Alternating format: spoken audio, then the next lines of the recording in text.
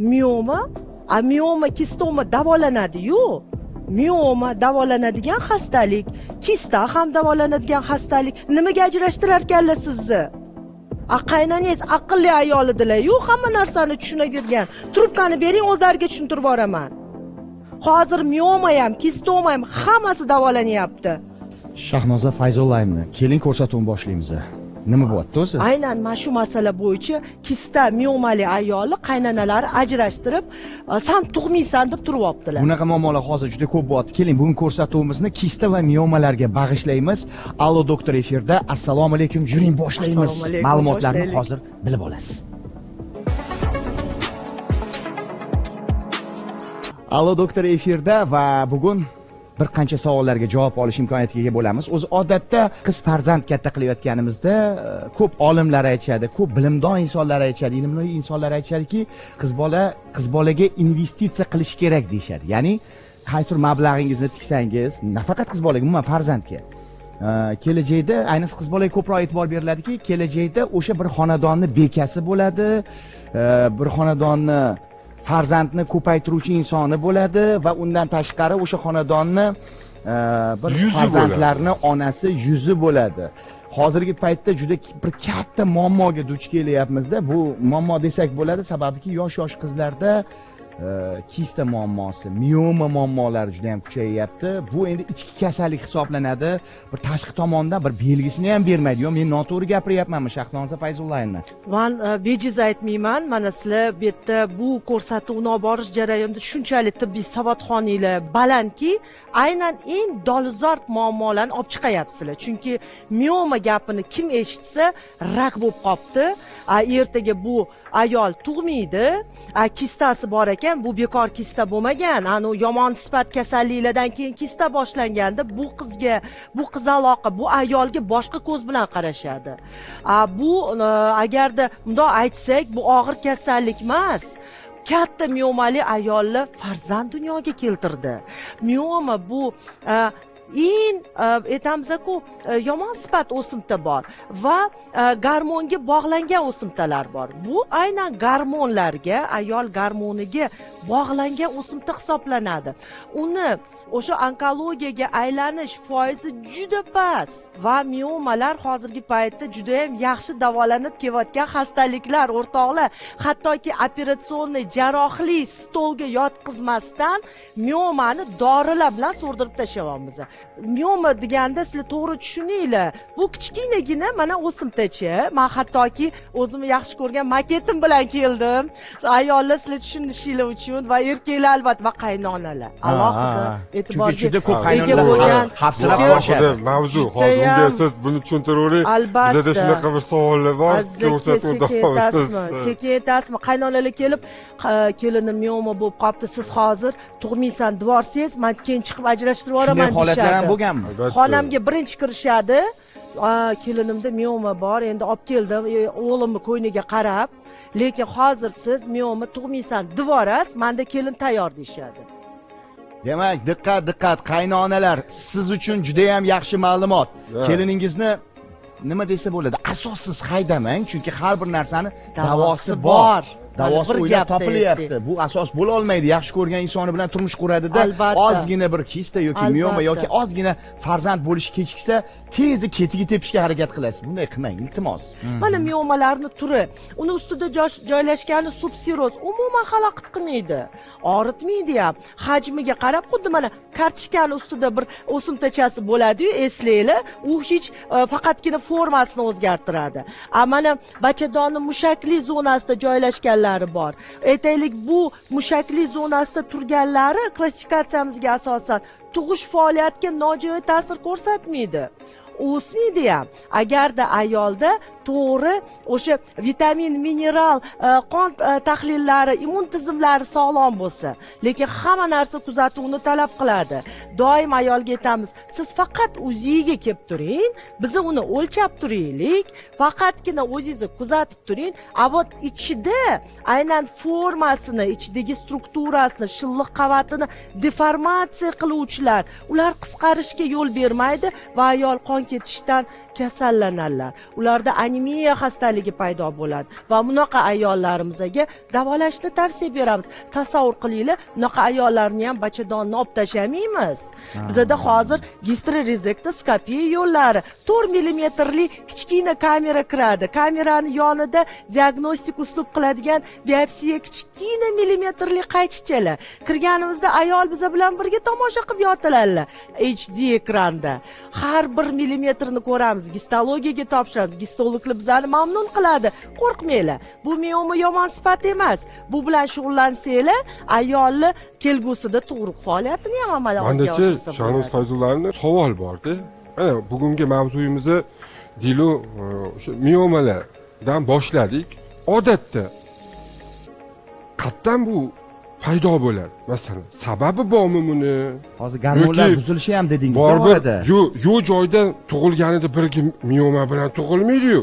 13 yoshga to'ldi, miomasi yo'qdir, 15 yoshga to'ldi, lekin hozir sizlar aytyapsizlar, yosharyapti do'stlar, 18 yosh, 20 yoshga borib davriy tibbiy ko'rik yoki oilasidagi bir muammoni natijasini qidiradigan bo'lsangiz, bachadon uzi qilsangiz, mioma bo'ldi, shu bilan urush, janjal, to'polon.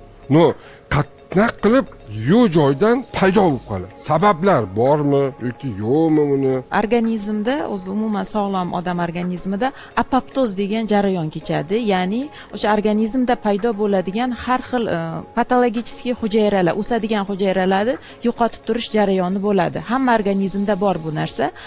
Lekin kimlardadir, ba'zi bir ayollarimizda, qizlarimizda umuman stresslar, tashqi muhit ta'siri, gormonlardagi muammolar sabab o'sha apoptoz jarayonida buzilish bo'ladi.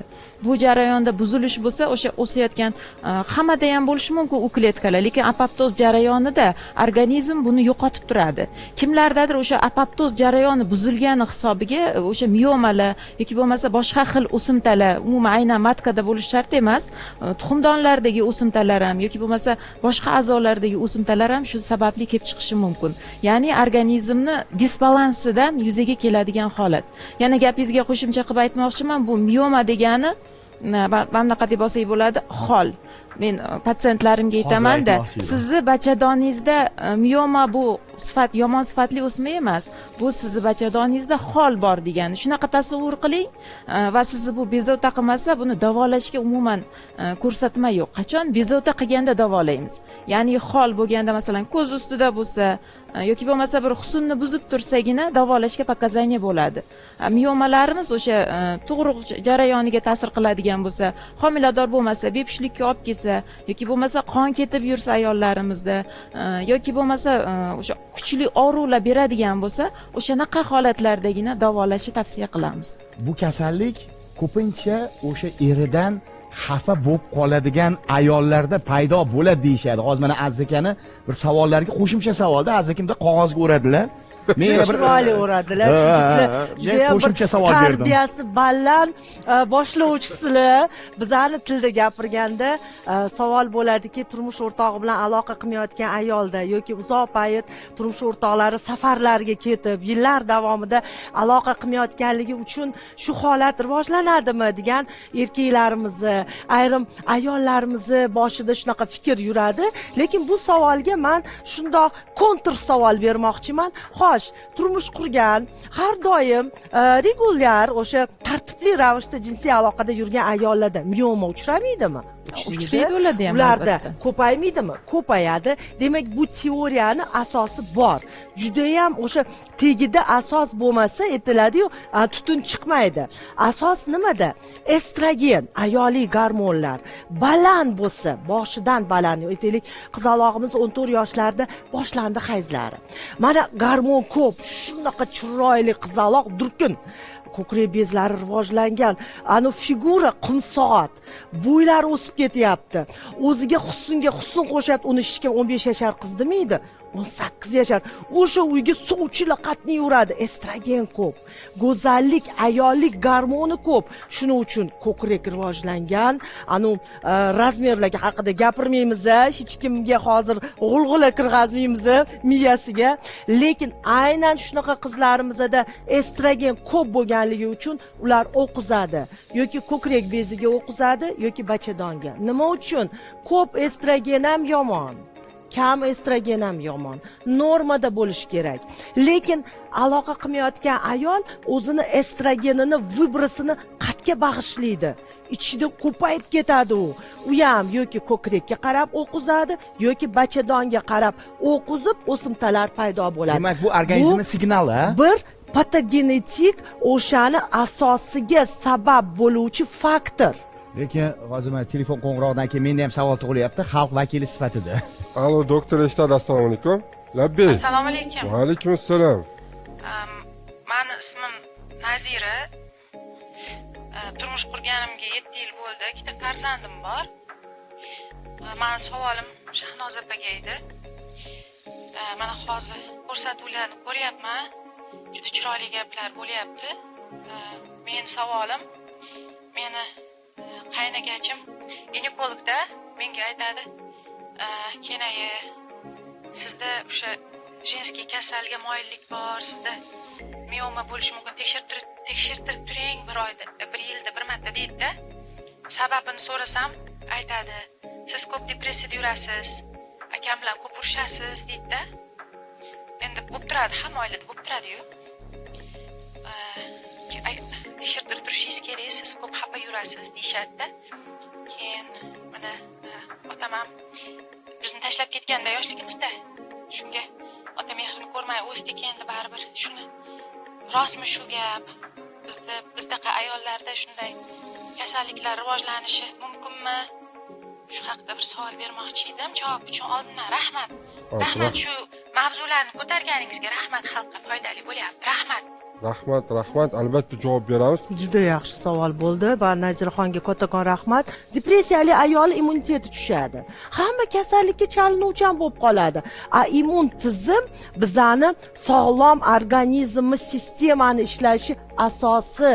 Demak, depressiyaga tushish yoki jizzaki bo'lish, yig'loqi bo'lish, doim muammoni kuchaytirish ayolga o'ziga qiyin bo'ladi. Kelgusida o'sha qizimiz aytganlaridek xastaliklar paydo bo'ladi. Nafaqat mioma, kistomalar, mana sizlar bu mavzuni nafaqat bachadon haqida, tuxumdonlar haqida, hayz buziladi, o'tib ketishi boshlaydi, ayol semirib ketadi. Chunki normal holatda gormon ishlamayapti. Energiya o'zlashishi o'rniga yog' yig'ilib yotib, yana ham yog' qayerda yig'iladi? Qorin aylanasida, biqinlarda, ayolimizda muskulinizatsiya, muskullar o'sib chiqadi. O'sha xipchi bellik yo'qoladi. Hammasi aynan asosiy o'z vaqtida murojaat qilmaganligidan, xastalikni kichik, o'sha hali endi bir 2 mm, 4 mm shifokor ozgina mehr bersa, o'sha nazarcheniyasi bilan so'rilib ketadi. O'sha kista ham so'rilib ketadi. Har doim kista ham, mioma ham yugurib borib jarrohiy stolga yotishmas, operatsiya emas. To'g'ri, to'ppa-to'g'ri. Alo, doktor eshitadi, assalomu alaykum. Assalomu alaykum. Va alaykum assalom, assalomu alaykum. Meni yoshim 32 da. Hali turmushga chiqmaganman, turmushga chiqish xohlamayman. Qanaqadir erkaklarni juda ham yomon ko'raman, nafratlanaman. Chunki yoshligimizda dadam oyimni ko'p urganda, shu ko'p ko'rardik, erga tek shunaqa bo'lsa tegmayman deb yashaganmiz endi. Qishloqda mayli erga tegi shu bo'lsa tegmay qo'yaveraylik deb. Endi o'rtoqlarim aytayapti, menda shunaqa kasallik bilan bo'lishi mumkin ekanda, turmushga chiqmasam, mioma, kistalar shunaqa bo'lishi mumkinmi rostdan? Rahmat savol uchun. O'zi aslida bu achinarli holat, oybek. Yo'q, hozir azizcha. Kuchli inson zaifaga kuchini ko'rsatdimi, bo'ldi. U insonda kuch degan narsani K harfi ham yo'q. Unda boshqa harflar bor, lekin kuch degan narsa yo'q. Ayol kishiga erkak kishi qo'l ko'tarishi bu juda ham bir achinarli holat. Bu yerda nafaqat u insonning sog'lig'ida, balki psixologik uje odam borku, boshqa bir hayotga, go'zal bir hayotga, bir yaxshi bir hayotga uje ani istak yo'qda, Shahnoz Fazliyevaning. Qarang, travma bo'lganda yoshlikda mana bolalarga nisbatan bo'lgan travmadan shu turmushga chiqishni ham xohlamayapti-da. Lekin qarang, otasidan nafratlanib qolgan ekanda. U birinchi telefon qilgan bizni ko'rsatuvimizni muxlisida ham mana shunday savol bo'ldi, e'tibor berayotgan bo'lsanglar. Ikkinchisida ham shunday bo'lyapti. Ya'ni o'sha детская travma deymiz. Ya'ni o'sha bolalikdagi bo'lib qolgan bir holat deymizmi? Qanaqadir o'sha esda qolarli holatmi? Demak, qizlarni esida qolar ekan. Bu nafaqat qizlarni esida, balki bolalarni ham esida qoladi.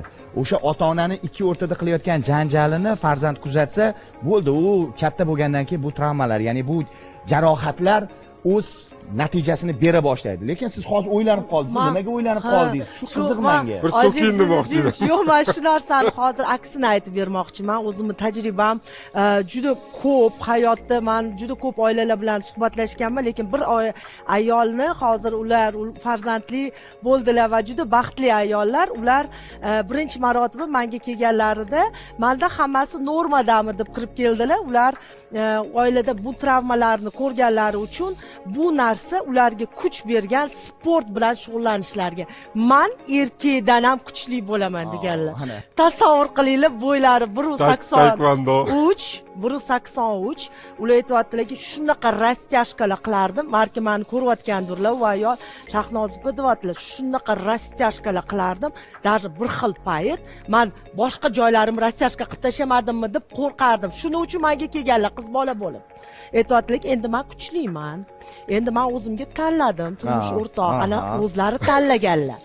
Endi menga qo'l ko'targanlar, nafaqat qo'lni joyiga, balki to'mparib tashashga ham kuchim yetadi.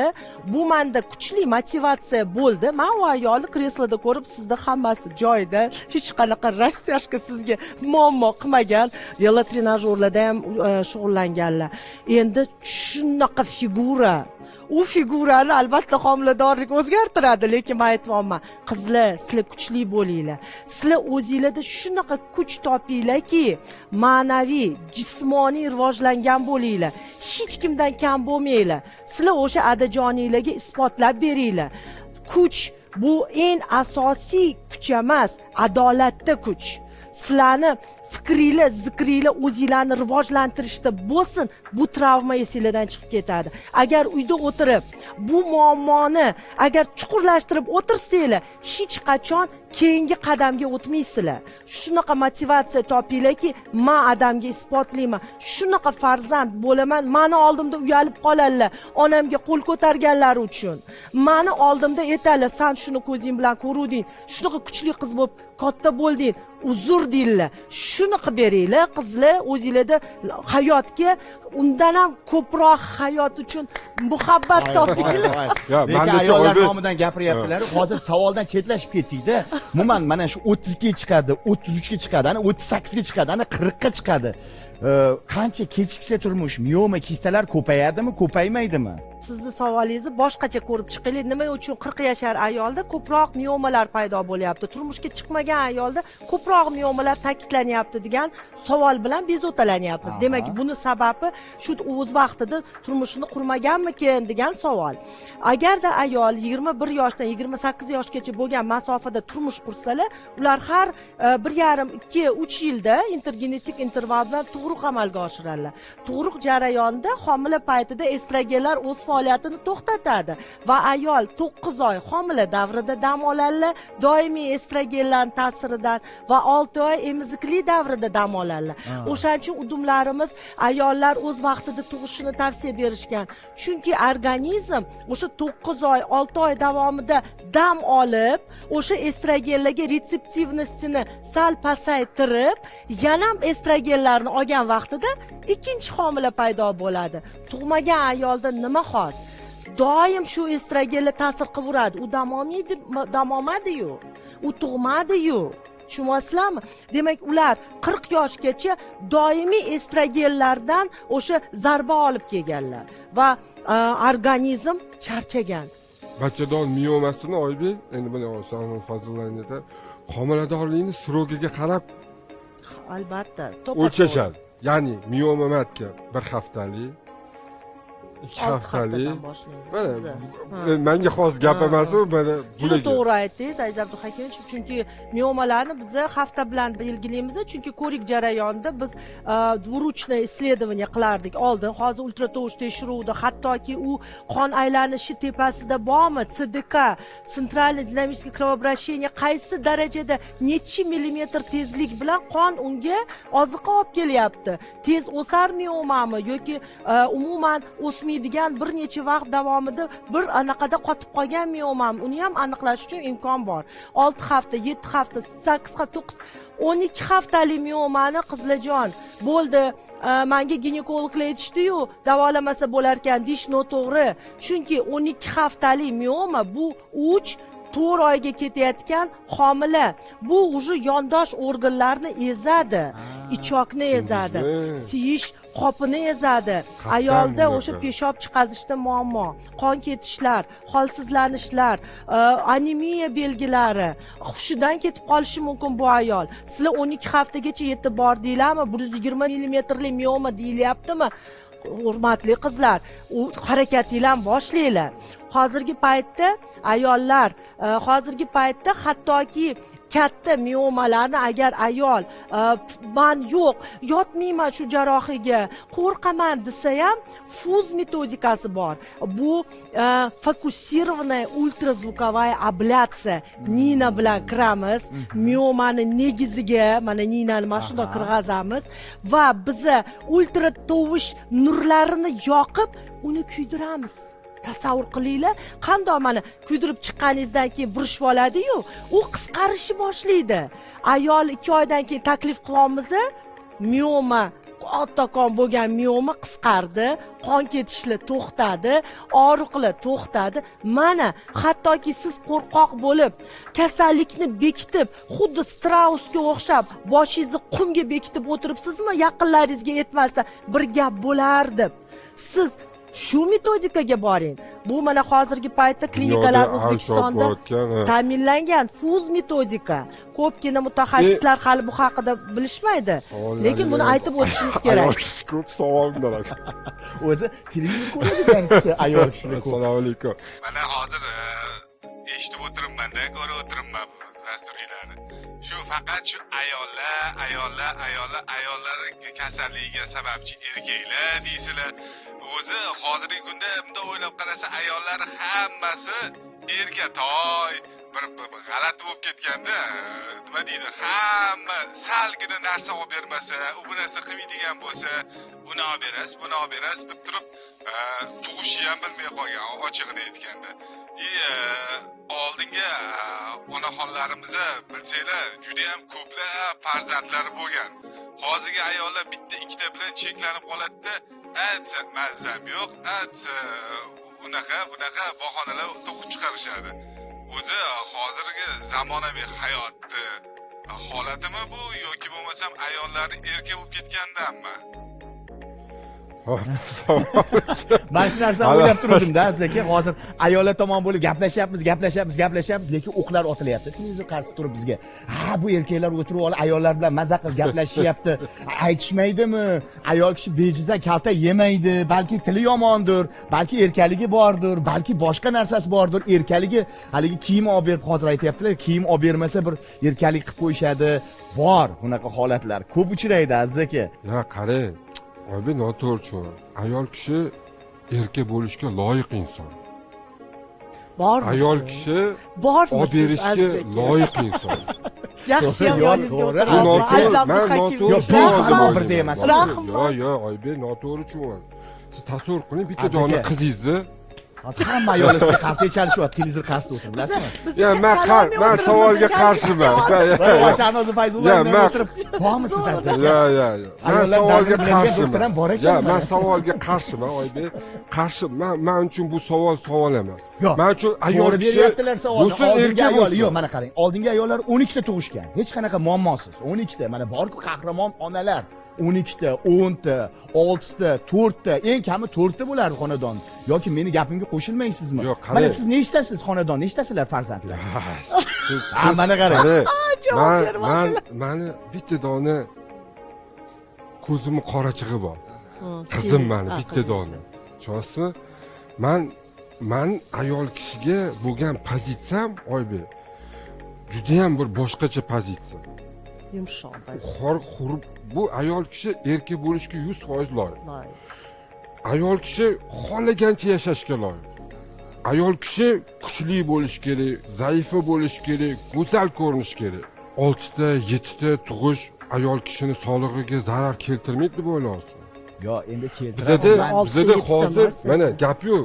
Gapingizga javob. Mana siz ayting, ayolini har kuni, har yilda 2 marta davriy tibbiy ko'rikka olib borsin. Bir marta chet elga olib chiqib aylantirib, yani sohil bo'ylar, dengiz bo'ylarida dam oltirsin. Yeydigan narsasini bersin, ichadigan narsasini bersin deb 10 ta tug'dirmaydimi? Bizda unaqa emas-da, tushunasizmi? O'zi yana tug'asan. Anemiya 70-80 yana tug'asan. ko'p. Yana tug'asan.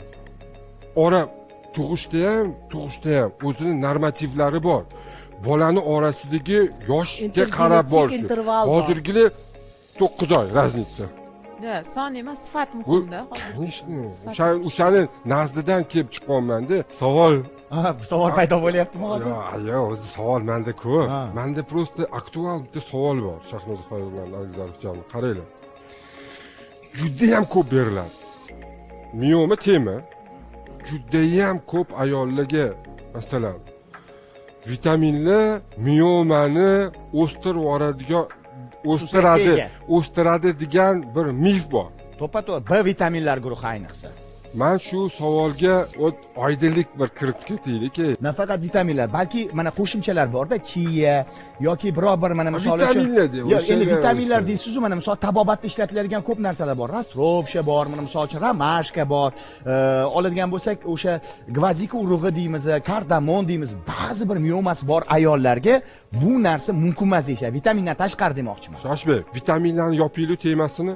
Vitaminlar miyomani o'stiradimi, o'stirmaydi? Biza ma'lum bir guruhga ega bo'lgan vitaminlarni o'simtalari bor ayolga tavsiya bermaymiz. Savolingizda jon bor. Demak, biz ayol batni o'zi tanlab ichishiga qarshimiz. Ayol vaqtida keladilar, biz ularni o'simtalar yo'qligiga amin bo'lamiz.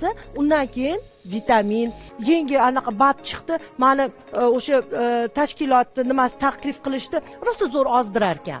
Men shuni 6 oy ichdim, bitta ko'rib bering deydi.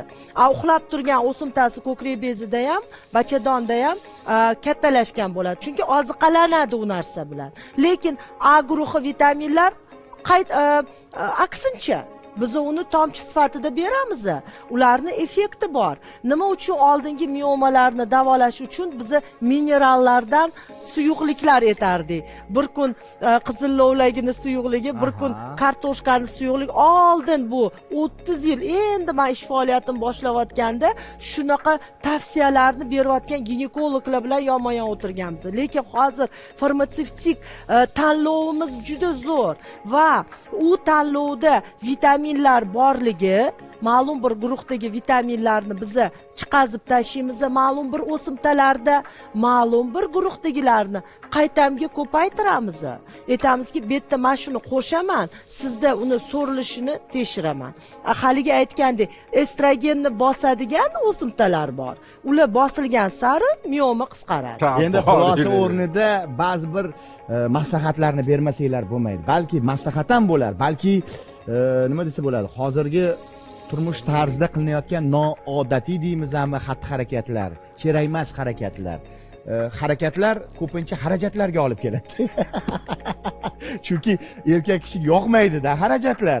Chunki harakat noto'g'ri bo'lgandan keyin xarajatga olib keladi. Hurmatli erkaklar, demak o'z-o'zidan harakatni to'g'ri qilish kerak. Ya'ni o'z paytida o'sha 6 oy ichida tekshiruvdan o'tish kerak. Albatta ayol kishining o'zini shaxsiy deymizmi yoki muntazam ravishda suhbat qilib turadigan ginekolog doktori bo'lish kerak, shifokori bo'lish kerak. Bilinglarki, sizlar uchun hamma narsa, hamma sharoit qilingan. Sog'lom bo'lsanglar bo'ldi, umringlar uzoq bo'lsa bo'ldi. O'sha qariganinglarda avara, chevara hamma bolajonlaringiz ichida chiroyli, baxtli qarilikni kutib olsanglar, kasalliksiz. Bizning asosiy maqsadimizga erishdik deb o'ylaymiz. Azaka. Qaranglar. Mana ko'rsatuvni ko'rdinglar. qancha ma'lumot oldinglar, qancha foydali ma'lumot oldinglar. Bu ma'lumotlar Oybek, Shamol Fayzullayev, Nargiz Arjon kimnidir hayotini saqlab qoladi. Bizning maqsadimiz millionlab odam emas, bitta sog'lom aql egasi shu olingan ma'lumotlardan to'g'ri xulosa qilsin. Xud u qaynini bo'ladimi, xud u qiz bo'ladimi, xud u farqi yo'q kelin bo'ladimi, hech qachon ruhiy tushkunlikka tushmasdan, noto'g'ri narsalarni o'ylamasdan, albatta unutmang, bu ko'rsatuvni ko'rib borarkansiz, hammasi albatta yaxshi bo'ladi. O'zi men har doim qiziqqanman tibbiyot sohasiga, har doim o'ylardimda, umuman bachadon deymiz-ku. Oddiy misol olaylik, bachadon bu bog'. Bog' bir oyda yo bir marta yo ikki marta gullaydi. Ya'ni bu follikulani yorilishi deyshadi odatda, to'g'rimi? Yoriladi va farzand dunyoga keladi. Farzand yaraladi odamning ichida. Mo'jiza bu, yaxshilar. Endi faraz qiling, erkaklar ba'zi bir paytda ayollarning injiqligini ko'tarish olmaydi-da. O'sha ozgina injiqlik balki bu kistadan bo'layotgandir, balki bu miomadan bo'layotgandir. Uni tushunishga harakat qiling va tezda shifokorga olib boring. Gormonlarni o'ynashi bu juda ham ayol kishi uchun juda ham bir katta muammo. Erkaklarda bilinmay to'g'rimi azizki bu narsa, lekin ayollarda bu har xil holatlarga olib keladi. O'sha farzandsizlik bo'lishiga yoki o'sha ayollarni o'ziniki vaziyatlarini kech kelishiga yoki boshqa muammolarga olib keladi-da. Odatda gapirishga uyalamiz, lekin erkaklarga maslahatimiz shunday paytlarda ularni ozginada bo'lsa qo'llab-quvvatlang. Meni qarsak olish niyatim yo'q. Lekin har doim sog'liqni, salomatlikni tilab yashaymiz. Biz nafaqat shifokorlar, balki men ham. Ayollaringizni ehtiyot qiling va albatta qaynotalarga ham murojaatim, ularni tushuning ozgina. Kista mioma bu katta bir kasallik emas. Saraton desa odamlar qo'rqib ketadi yoki boshqa. Har bir kasallikni kelib chiqishi, men yana bir bora qaytaraman. Bu stress, bu asabdan kelib chiqyapti kasalliklar. Shu sababli o'zingizni ehtiyot qiling. Bizni kuzatishda davom eting. Yakshanba kuni soat 11:00 da biz efirga chiqamiz. Allo doktor loyihasi bilan birgalikda bo'ldi. Aziz aka, nima edi yog'i? Albatta, hammasi yaxshi bo'ladi. O'zingizni ehtiyot qiling.